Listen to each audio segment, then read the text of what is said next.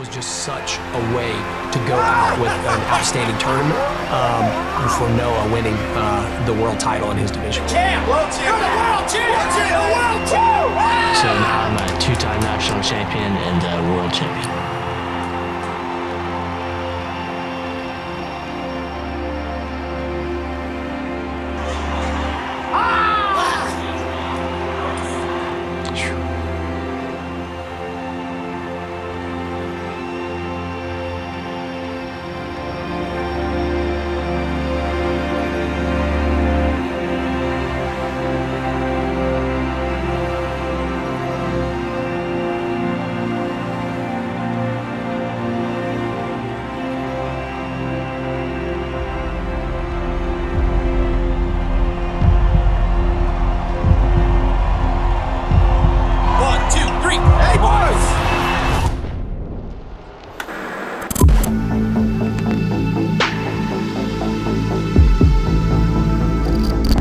What's up, guys? It's Muay Thai Chris, former pro fighter and owner here at 8 Points Muay Thai, where we've built numerous national and world champions. And today we're breaking down the mysteries of the martial arts.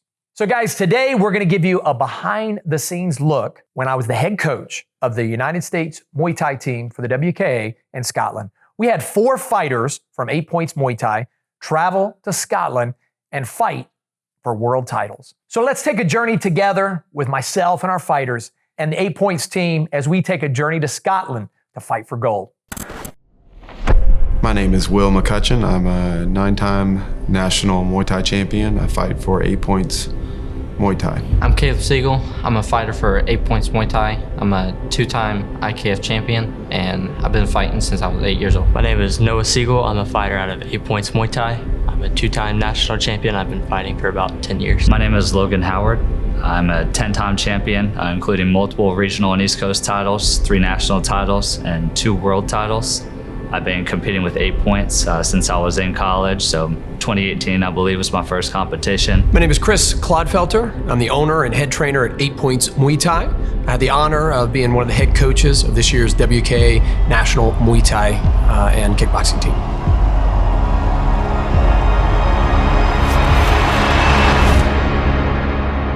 This year we had 4 fighters from 8 Points make the U.S. team.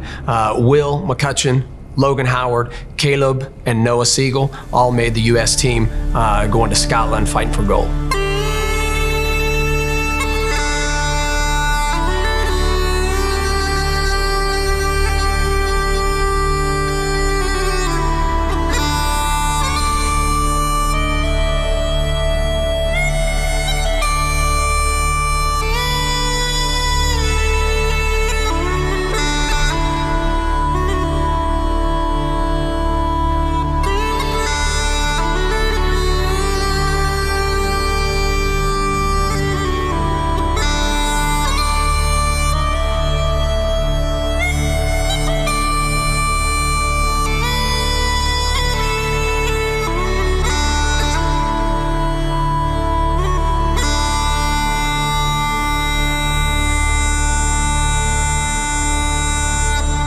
So the WKA is the longest standing kickboxing organization.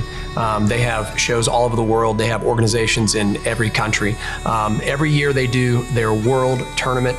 This is their world games, their world tournament. Some years they do it in Thailand, some years they do it in Abu Dhabi, some years they do it in Italy. This year it was in Scotland. So I was really excited to be part of that and to go over to Scotland with my own fighters and partake in the world tournament.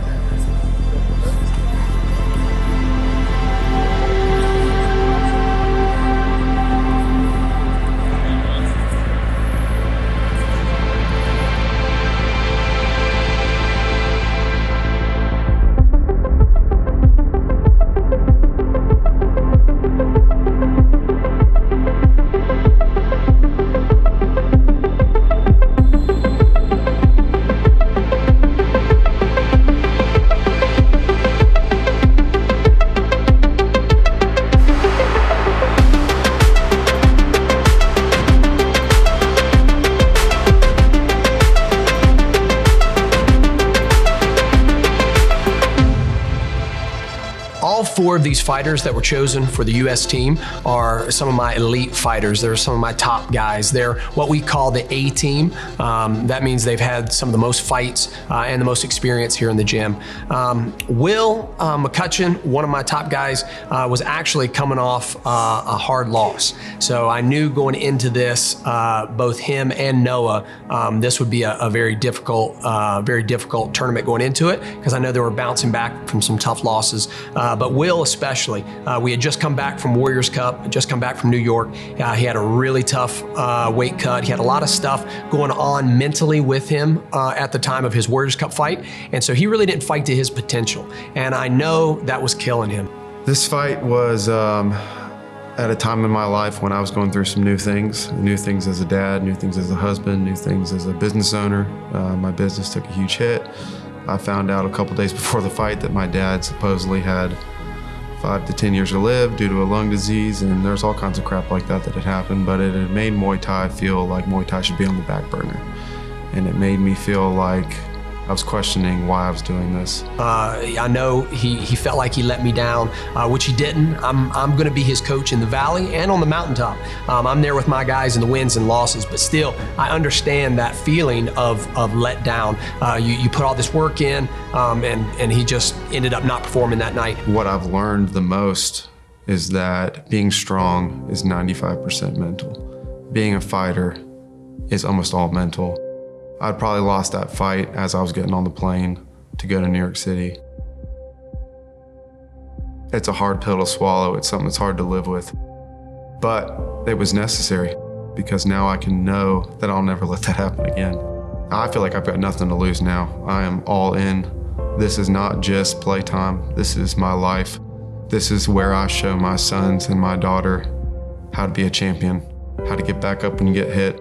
This is where I show them how they're gonna make it through their lives. This is why I'm doing this, to show my kids and to show myself who I am. It was like all that pressure just ignited something different in Will. Something woke up in him. As soon as we hit the ground, Will just turned it on.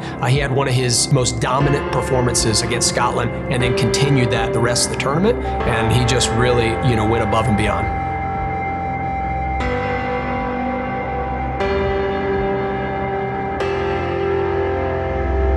He had done it. He had the cards stacked against him.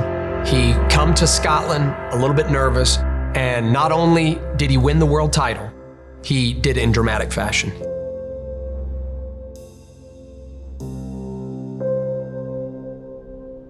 Logan was coming off one of the top fights of his career. I was looking to see how Logan could top this off. So we get there, and everybody's weight cut is going good except Logan's. Logan's is going good. He's got everything right, but he thought he would float a few more pounds than he did the night before weigh-ins. So leading up to Scotland, Worlds, I'd competed multiple times leading up before then. I was pretty consistent. So I was in training camp for probably about 6 months. The main thing I started to feel about a month out from Scotland, which made me a little more nervous than I needed to be, was just my body breaking down from all that consistent impact over 6 months and getting these minor injuries, starting to get a little sick with the immune system being weak, and with all the travel, time zone changes, long flights, it made the weight cut a little bit harder than I'm typically used to. So I had to grind a little bit extra, use a little more fuel from my body than I usually need to make the weight. And then of course, you're dealing with foreign food. I didn't really have the choices that I have here at home. So kind of got a little bit of food poisoning on the rehydration process, threw up a lot, and just felt super dehydrated. So definitely wasn't really at 100%. So I'm dead asleep. All of a sudden, I get a shake because I'm sharing a room with Logan. I get a shake. He's like, "Coach, I need your help. This weight is not coming off." I jump up, he suits up in all his gear. We run to the bathroom, turn the hot water on, and we sat there for an hour hitting pads, getting that last little bit of weight off. So he ended up having a really tough weight cut that kind of zapped him. So going into the fight, I knew he wasn't his normal self. I could just see it in his eyes. I just knew that he wasn't 100% Logan. Definitely plays a part in your head. I was confident in my skills, but it's about, can my body even keep up with, that skill set for 3 rounds when I'm feeling that out of it. So we get there, and who do we fight? We have to fight Canada, one of the #1 guys in the tournament. This guy was a reigning champion from last year and the year before. He's also fought in IFMA, fought in a bunch of world tournaments. So this guy was one of the fighters to beat in the whole tournament. Canada was the favorite from last year. I knew that we weren't the favorite when it come to this fight, so we had to dominate to make sure we get the victory. I knew that this wasn't going to be an easy fight. One thing we really talked about before the fight was fighting like a professional. No matter what's going on in your life, you have to get out there and you have to perform. You have to do your best. Win or lose, you can't dictate that. All you can give me is everything you have. Everything. Fight like a machine. Go out there, perform to the best of your ability, and I'll be proud. Win or lose. And so he goes out there round 1 and just starts outpointing this guy 24/7 because this guy had a lot of power. So I knew Logan wouldn't necessarily have that 100% oomph that he normally has. So we took the power off our strikes, and our game plan was kind of outpointing the guy. And then in the second round, he starts turning it on a little bit more. The third round comes, it was like Logan 100% found his second win in that third round. I know he had a hard weight cut. I know we'd had a tough fight, but we needed an exclamation point. So he comes out there in the third round, and I said, I need an exclamation point, Logan. I need an exclamation point. And not only did he give me that, he showcased one of the best rounds he's had. I mean, it was a beautiful fight to watch. And at the end of that fight, his hands are raised, and just seeing the relief on his face and feeling his excitement when he won that fight, I mean, it meant the world to me. Obviously, there's a big relief because I was dealing with some stuff mentally. So it was a relief, but it was also just confirmation that I'm putting in the correct work, and that I'm trending upwards, and that I'm gonna definitely have a long time to go in this and win a lot more championships. I wasn't expecting him to have a tough weight cut. I wasn't expecting him to have a tough road, but he had a lot tougher road than we thought. And to watch him mentally overcome that in the fight, and watch him fight like a professional, just as a coach, made me so happy. And I just, wrapping that belt around his waist, there was just no better feeling than watching him win that world title.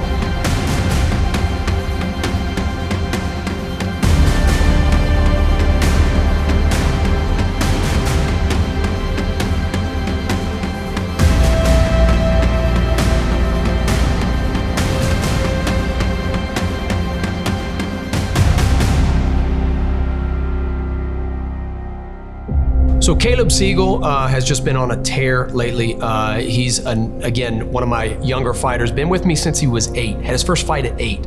And so now at 17, he's fought and beat some of the top guys in the world. Every fight, he just gets better and better. Going into this tournament for Scotland, I was super confident because I just fought a really tough dude from Tampa, one of the top fighters in the United States, and he was bigger than me.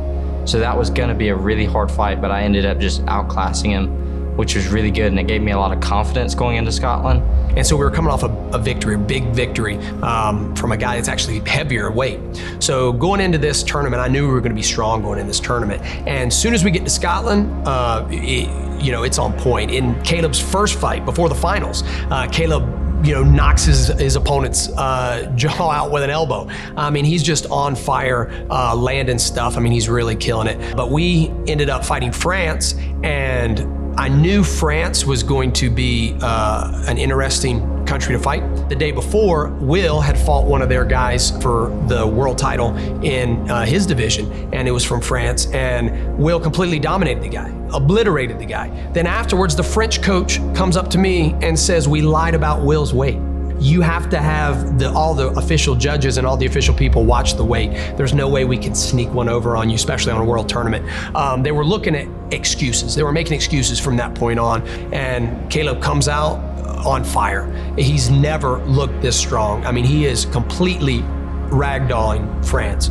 So going into this fight, I was super confident, which was kind of out of the ordinary because he was way older than me. I mean, I'm still only 17 and he was 24 or 25 years old. So as soon as the first round started and he punched me once, and I think I body kicked him or something, I could feel that I was way stronger than him. And then just moving forward, I just started pressing forward, and every time I did, it just felt like I could break him with ease. So there was no point where I felt worried or anything. He's got this guy in the clinch, knocking him back with push kicks, driving those knees in. As soon as I grabbed a hold of him, he felt weak. It felt like I could baby him. I'm not being cocky, but I just felt like I could do anything I wanted to with him. There was no point in this fight where I felt out of control. I mean, it's one of Caleb's most dominating performances. Honestly, I thought he was gonna quit in between rounds. So then, towards the end of the first round, France loops very wildly and hits Caleb in the back of the head, which is illegal. The 10-second bell went off, so I started going forward, and he basically just threw like a last resort, closing your eyes, just swinging as hard as you can. And which at the level that we fight at, it's uncalled for. If you're gonna be in a professional event, you are in control of all your strikes. Period. So you should have been in control of your strike. Knowing you were getting smashed, you shouldn't have closed your eyes and Hail Married, because that kind of stuff happens. Honestly, you could kill someone doing that. So it hit me straight in the back of the head and I went down. So ref comes over to me, judges come over to me. It's an illegal blow. They can't continue. So your fighter was winning the fight. We are awarding your fighter the win, because they have rules for a reason, especially on a world stage and world tournament where there has to be a winner. You can't do a no contest. This guy just immediately after acted like he didn't get smashed for the whole round, the whole fight. Sometimes when you don't see something, you can think you did better than you actually did. Him and his coach are just complete jerks. Coach coming up to me, and we didn't have anything to do with it. It was the WKA and the judges for the WKA that made the ruling, and they come up to us and told us the ruling. I mean, that's why you have judges. That's why you have a governing body, a sanctioning body, because it's not a street fight. This right here is a professional fight, so there has to be rules. It can be dangerous hitting people in the back of the head, so whether it's intentional or not. So after he hit me with that, even if he would have beat me up until that point, they would have scored it from before where he hit me illegally. So he still could have won, but I absolutely dominated him. Yes! Like, I know truly God has put me in this position for a reason, and that I'm only 17 and I just got the chance to go to Scotland and fight on a world stage. So honestly, that's all God.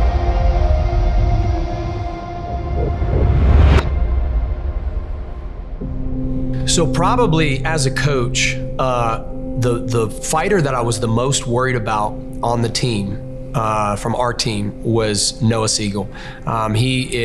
He's like family. All my 18 guys are like family to me. So when I'm out there winning with them, we're winning together, we're losing together, so I feel their losses.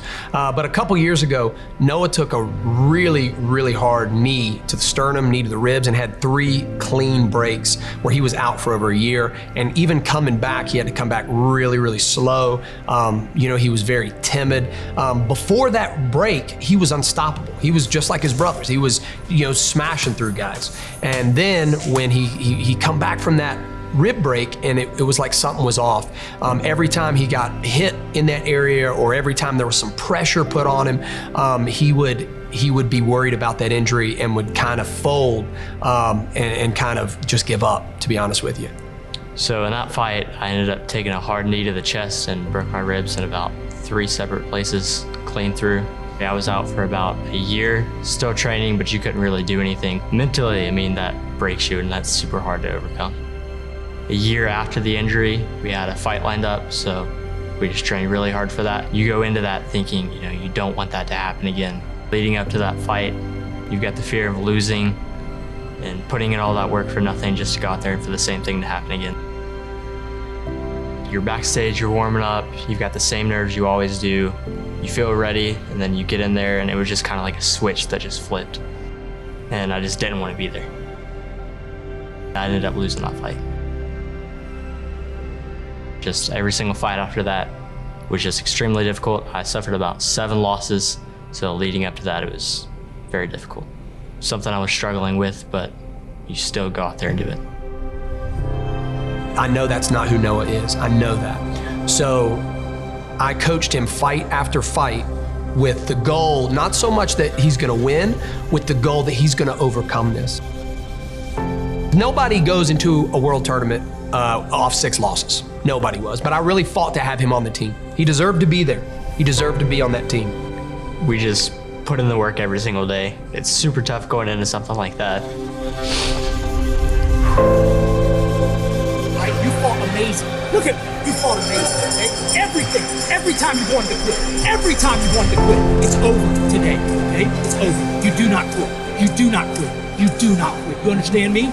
Everything is this fight. You understand? Get out there and you show it. As a coach, you don't just coach for the wins and losses, okay? Nobody's gonna remember this in 20 years, but the person Noah is and the character traits that he learns from this will last a lifetime. And that's why God put me in this place as a coach.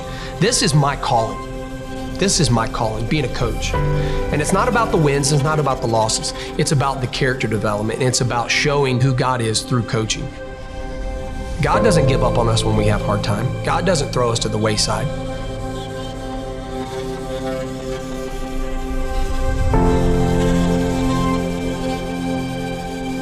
When we got to Scotland, it was like Noah was mentally there. So I just had a weird, eerie feeling that, hey, it's gonna be different. Things are gonna be different this time. I really feel like he's back a little bit mentally, and he didn't seem to have that pressure on himself that he had when we were here.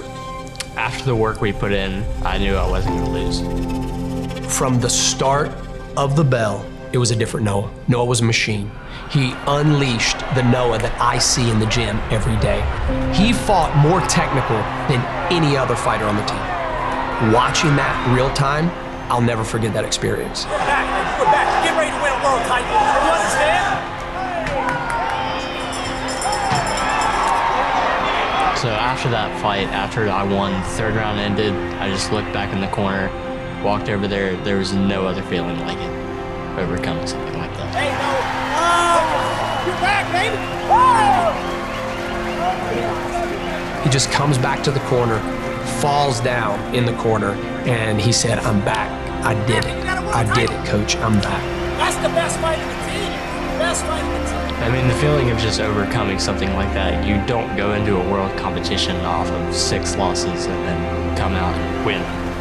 And it was just such a way to go out with an outstanding tournament for Noah winning the world title in his division. Champ! World champ! You're the world champ! You're the world champ! So now I'm a 2-time national champion and a world champion.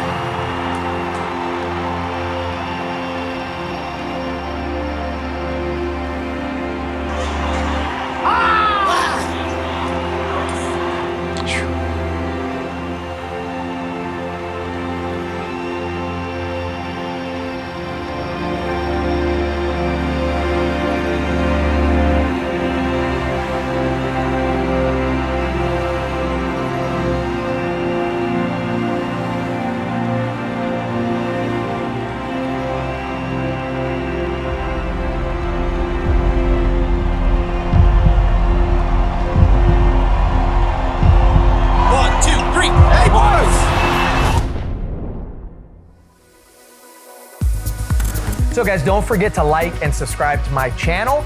And together, we're gonna break down all the mysteries of the martial art.